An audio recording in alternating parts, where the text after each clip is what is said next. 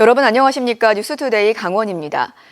대중교통인 버스를 이용해 등하교할 수 없는 학교가 있습니다. 특수학교인 속초의 청해학교인데요. 버스가 없어서 학생들이 스쿨버스에 의존할 수밖에 없는데 여러 가지로 불편하다고 합니다. 이하라 기자가 취재했습니다. 학교 시간, 선생님들이 모두 나와 집으로 돌아가는 아이들을 배웅합니다. 특수학교인 속초 청해학교 학생 중 80%는 이 스쿨버스를 타고 통학합니다. 나머지 20%는 부모님이 승용차로 등하교를 시켜줍니다. 학교가 외곽에 위치한 탓에 학교 인근에서는 대중교통 노선이 없기 때문입니다. 요 앞에 교도소 출퇴근 시간에 맞춰가지고 아침하고 저녁에 6시쯤 해가지고 2번 있는 걸로 알아요. 그거 외에는 중간에 버스가 없으니까. 졸업 후 사회에 나가서 스스로 일상생활을 하는 사회 적응 훈련에 대중교통 이용은 필요한 과정인데 이를 체험할 기회가 거의 없는 겁니다. 다른 지자체 같은 경우에는 그 아이들 특성에 맞게끔 버스를 직접 타고 내리는 것들을 평소에 연습할 수 있게끔 해줘서 우리 지자체에서는 조금 그런 부분이 그동안에 조금 아쉽지만 제대로 될 기회를 주지를 못했어요. 스쿨버스의 노선과 운행 시간에 한계가 있다 보니 학사 일정도 파행적으로 운영되고 있습니다. 속초와 고성, 양양, 인제까지 4대의 스쿨버스를 운영하고 있는데 왕복 이동 시간이 최대 2시간에 달해 등하교 하루 2차례 운행도 벅찹니다. 유치원부터 고등반 이후 재학생인 전공반까지 모든 학생들의 학사 일정은 스쿨버스 운행 시간에 맞추는 실정입니다. 학부모들과 학교 관계자들이 속초시에 노선 개통을 요청하고 있습니다. 속초시는 시설관리공단에서 위탁 운영하는 공공형 마을버스 노선에 청해학교를 추가해 낮 시간대 한 차례 학교 앞을 지날 수 있도록 강원도에 노선 변경 계획 승인 요청을 했다고 밝혔습니다. 5시쯤에 더 필요하다는 의견이 있었어요. 그래서 저희가 그 의견을 받아들여서 검토를 해봤는데 필요할 것 같아서 저희가 한 대 더 증회해서 운영할 계획입니다. 청해학교 학생 104명 가운데 40여 명은 대중교통을 이용해 등하교가 충분히 가능한 경증 장애를 가지고 있습니다. 특수학교 학생들이 일상생활을 자연스럽게 배우고 연습할 기회를 가질 수 있도록 행정당국의 세심한 고민이 필요해 보입니다. MBC 뉴스 이하라입니다. 최전방 접경지역 철원의 대표 관광지인 고석정 꽃밭이 개장 나흘 만에 문을 닫았습니다. 이상기온이 지속되면서 봄꽃이 자취를 감췄기 때문인데요. 어느 정도인지 김준겸 기자가 다녀왔습니다. 지난 17일 개장한 철원 고석정 꽃밭. 봄꽃이 피는 시기에 맞춰 개장했는데 나흘 만에 임시휴장에 들어갔습니다. 꽃이 피지 않았기 때문입니다. 알록달록했던 꽃밭은 축구장 잔디처럼 온통 초록 물결입니다. 고석정 꽃밭 면적의 약 70%를 차지하는 유채꽃인데요. 아직까지 꽃이 피지 않아 열무 얼갈이처럼 생긴 이 잎만 무성한 상태입니다. 지난해 이맘때 24만 제곱미터에 이르는 고석정 꽃밭에는 유채꽃과 수국을 비롯한 11종의 꽃들이 절정을 이뤘습니다. 하지만 올해는 청보리와 안개초, 양귀비를 심었는데 이달 초에 폈어야 하는 꽃들이 아직도 모습을 드러내지 않고 있습니다. 관광객들은 아쉬움을 안고 발길을 돌려야 했습니다. 너무 여기가 이제 꽃밭이 유명하기에 개화가 됐나 해서 궁금해서 와봤는데 아직 개화가 안 돼가지고 조금 아쉽기는 한데. 꽃이 피지 않은 원인은 봄철 이상 기온 때문입니다. 최저 기온이 4도까지 떨어지는 접경지 꽃샘추위가 길어지고 잦아진 봄비로 날씨까지 습해지면서 꽃잎이 자취를 감춘 것입니다.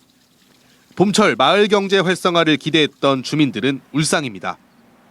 지금 보시다시피 꽃이 없으니까 사람이 왔다 금방 가고 그러니까 아쉬움이 많죠. 이 소상공인들도.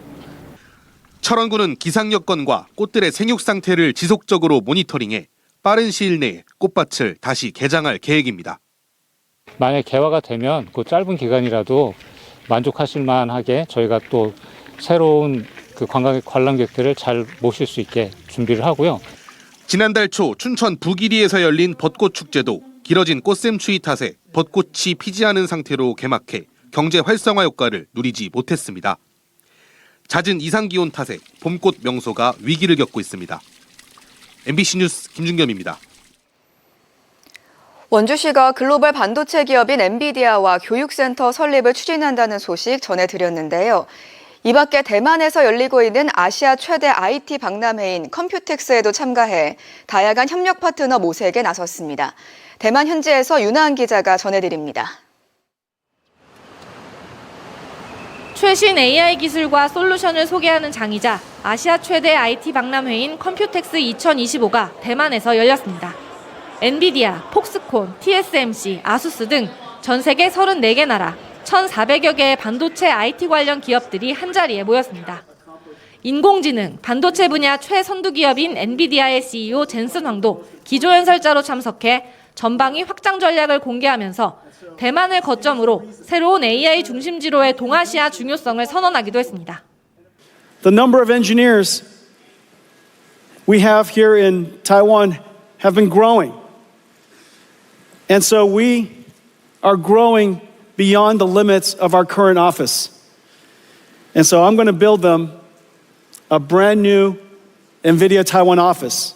And it's called NVIDIA Constellation. 삼성 디스플레이는 비공개 부스를 꾸려 고객사를 만났고 SK 하이닉스는 2년 연속 전시회에 참가했는데 국내 지방자치단체 가운데선 유일하게 원주시가 엔비디아 초청을 받아 현장을 찾았습니다. 세계 AI 산업의 현주소를 파악하고 다양한 협력 파트너 모색에 나선 겁니다. 가시적인 성과도 있습니다. 스마트폰 촬영만으로 최단 시간 안에 실제와 똑같은 제품을 웹상에 구현하는 3D 기술로 루이비통, 샹동 등 럭셔리 브랜드와 협업하고 있는 아이스테이징, 3D의 움직임을 추가한 4D 구현에 강점이 있는 대만과학기술대학교 디지털 트윈 연구소와 협력 관계를 구축했습니다. For luxury, for entertainment, and for those manufacturing, they can use the AI technology to let user experience their product, their performance in anywhere, anytime. 所以我们希望未来跟圆州市这边可以利用我们实验室数位双生的技术，然后协助圆州市做智慧城市的规划。 대만을 찾아 최신 기술을 확인하고 기업체, 연구기관과의 협력을 모색한 원주시. 이를 토대로 앞으로 원주의 미래 산업을 어떻게 구체화시켜 나갈지 주목됩니다. 대만 현지에서 MBC 뉴스 윤하은입니다. 국민의힘 강원도당이 스포츠윤리센터에서 류철호 태백시 체육회장을 징계 요청한 데 대해 비판 논평을 내자 류 회장이 반박 입장문을 발표했습니다. 류 회장은 반박 입장문에서 국민의힘 강원도당의 논평에 대해 부당한 정치적 공세이며 사실을 과장 왜곡한 명예훼손이라고 반박했습니다. 또 관할 노동청의 시정 권고에 따라 스포츠공정위원회에서 여러 의혹에 대해 징계를 이미 받았다고 밝혔습니다. 국민의힘 강원도당은 류 회장의 폭언과 갑질 등을 비판하고 민주당 영입 철회를 촉구하는 논평을 냈습니다. 또 태백시 의회 여성 의원들과 여성단체 협의에도 책임 있는 자세를 요구했습니다. 양구군 국토 정중앙면 용아리에서 야촌리까지 동서고속화철도 409가 지나는 구간을 두고 주민들이 교량화를 요구하고 있습니다. 주민들은 생계를 이어가는 논밭 한가운데를 철도가 길이 355m, 높이 최대 14m의 성토 구조로 관통하면 삶의 터전이 끊기게 된다고 우려하고 있습니다.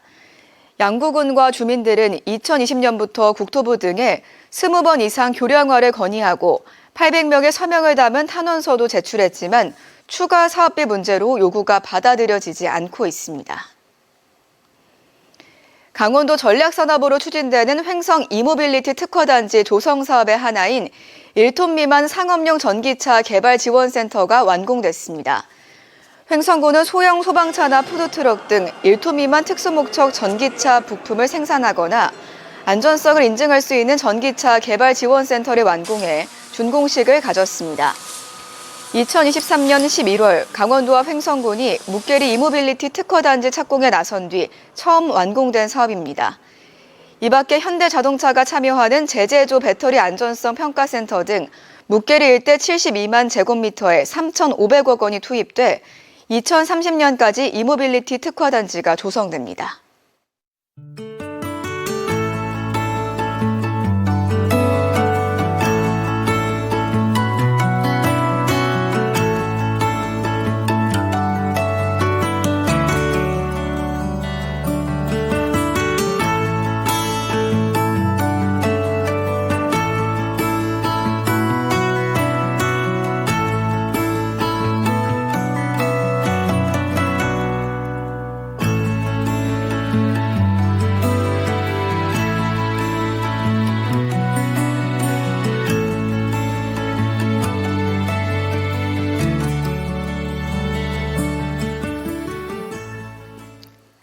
강원도의회가 제30회 농업인의 날 국가행사 원주 유치를 촉구하는 결의문을 발표했습니다. 도의회는 결의문을 통해 농업인의 날 국가기념일 지정 30주년의 역사적인 의미를 뜻깊게 기념하기 위해 농업인의 날 발상지인 원주에서 국가행사를 개최하는 것이 합당하다고 촉구했습니다.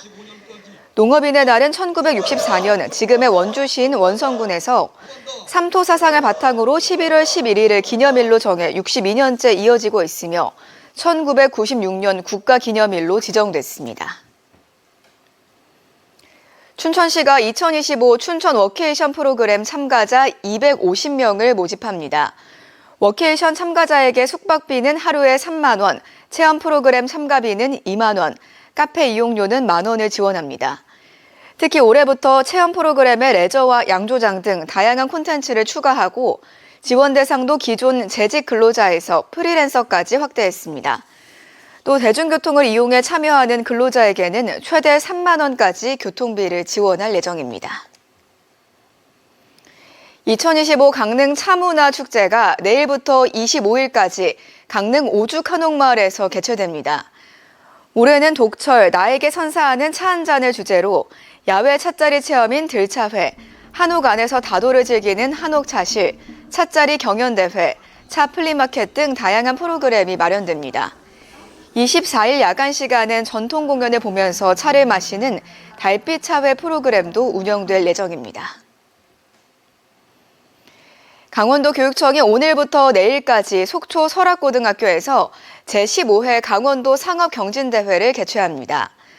도내 15개 직업계 고등학교에서 330여 명의 학생이 회계와 창업 등 11개 경진 종목과 경제 골든벨 등 3개 경연 종목에 참가합니다. 수상자는 강원인재원의 장학금을 받게 되고 오는 9월 경북에서 열리는 전국 상업경진대회에 강원도 대표로 출전하게 됩니다. 장애인 학생 학대 사건의 발빠른 조치를 위해 장애인 권익 옹호기관을 영동 지역에 신설해야 한다는 주장이 나왔습니다. 강정호 도의원은 제337회 임시회 5분 자유발언에서 최근 영동 지역 장애인 이용시설에서 발생한 학대 사례를 언급하며 장애인 권익 옹호기관을 신설해 영서와 영동 각 한 곳씩 모두 2곳을 운영해야 한다고 강조했습니다. 강 의원은 강원도는 면적이 넓고 영동, 영서로 나뉘는 특수성이 있고 현재 있는 권익 옹호기관의 직원도 8명뿐이어서 빠른 신설이 필요하다고 설명했습니다. 태백시가 국토교통부에서 주관한 지역 활력타운 공모 사업에 최종 선정됐습니다. 이철규 국회의원실에 따르면 태백시는 지방 이주를 희망하는 은퇴자와 청년들을 지원하기 위한 이번 공모 사업에 최종 선정돼 2028년까지 220억 원을 들여 철암동 일원의 임대주택 44세대와 시니어 친화형 국민체육센터 등을 지을 수 있게 됐습니다. 특히 지방 이주자의 정착을 도울 종합생활서비스 공간인 항림타운 커뮤니티를 짓게 됩니다. 속초항 오징어 난전이 개장해 오는 12월까지 운영됩니다. 난전은 매일 일출부터 일몰까지 운영되며 오징어 가격은 조업 상황에 따라 매일 달라집니다. 속초항 오징어 난전에선 당일 조업한 싱싱한 활오징어를 회와 물회, 무침찜 등 다양한 요리로 판매하며 겨울철에는 도루묵과 양미리도 함께 맛볼 수 있습니다. 태백시가 내년까지 추계 대학축구연맹전을 열기로 협약했습니다.